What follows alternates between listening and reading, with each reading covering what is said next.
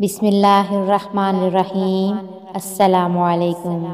یہ دعا وہ پڑھیں جو مغفرت کروانا چاہتے ہیں۔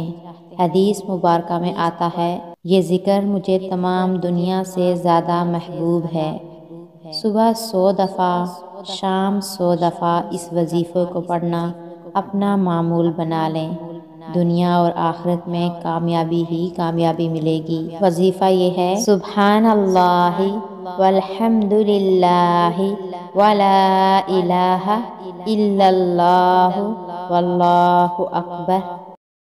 رسول اللہ صلی اللہ علیہ وآلہ وسلم کی 5 محبوب دعائیں پڑھنے کا اہتمام کیجیے۔ یا مقلب القلوب ثبت قلبی علی دینک، یا مقلب القلوب ثبت قلبی علی دینک۔ اے دلوں کے پھیرنے والے، میرے دل کو اپنے دین پر مضبوطی سے قائم کر اور قائم رکھ۔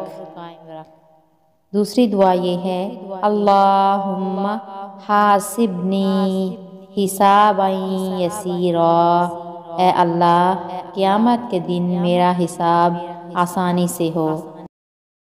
اللہم انی اعوذ بک من الشقاق والنفاق وسوء الاخلاق۔ اس کا ترجمہ یہ ہے، اے اللہ، میں تیری پناہ مانگتا ہوں جھگڑے سے، دو روحی سے اور بد خلقی سے۔ اللہم انی اسألک علما نافعا ورزقا طیبا وعملا متقبلا۔